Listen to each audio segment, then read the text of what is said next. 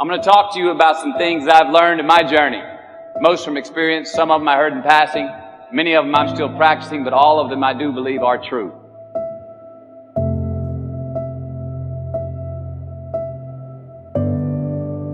Life is not easy. It is not. Don't try to make it that way. Life's not fair. It never was. It isn't now, and it won't ever be.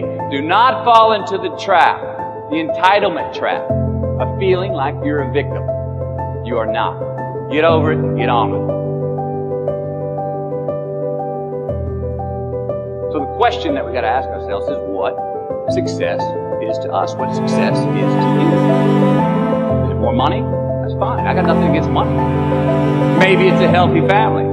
Maybe it's a happy marriage. Maybe it's to help others, to be famous, to be spiritually sound, leave the world a little bit better place than you found it. Continue to ask yourself that question. Now your answer may change over time, and that's fine. But do yourself this favor. Whatever your answer is, don't choose anything that will jeopardize yourself. Prioritize who you are, who you want to be, and don't spend time with anything that antagonizes your character. Be brave, take the hill, but first answer that question, what's my hill? So first, we have to define success for ourselves. And then, we have to put in the work to maintain it. Make that daily tally. Tend our garden. Keep the things that are important to us in good shape. Where you are not is as important as where you are. It is just as important where we are not as it is where we are. But the first step that leads to our identity in life is usually not, I know who I am. I know who I am. That's not the first step. The first step is usually, I know who I am not.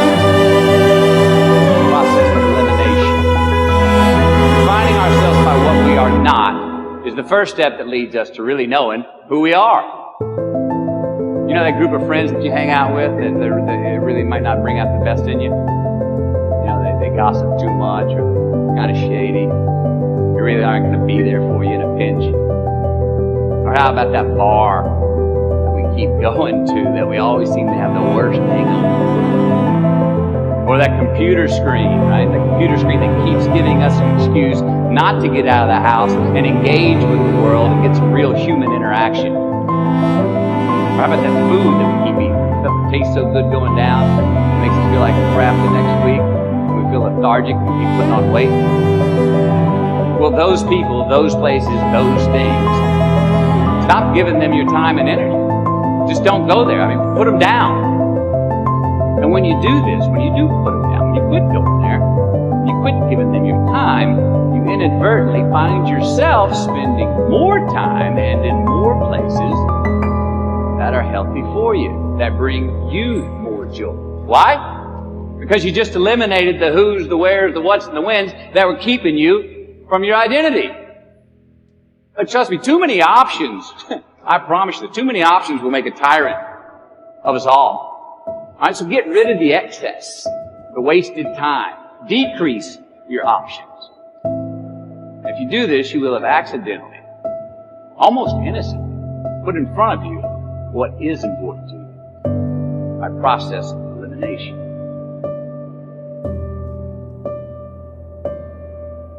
Knowing who we are is hard. It's hard. Give yourself a break. Eliminate who you are not first. You're going to find yourself where you be. Instead of creating outcomes that take from us, let's create more outcomes that pay us back, fill us up, keep your fire lit, turn you on for the most amount of time in your future. We try our best, we don't always do our best. Well, architecture is a verb as well. Since we are the architect of our own lives, let's study the habits, the practices, the routines that we have that lead to and feed our success. Our joy, our honest pain, our laughter, our earned tears. Let's dissect that and give thanks for those things. And when we do that, guess what happens? We get better at them. And we have more to dissect.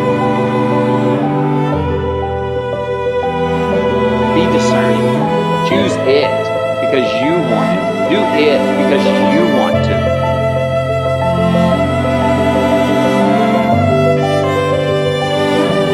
You gotta make mistakes. You gotta own them. Then you gotta make amends. Then you gotta move on. Guilt and regret kills many a man before they're done. Turn the page. Get off the ride. You are the author of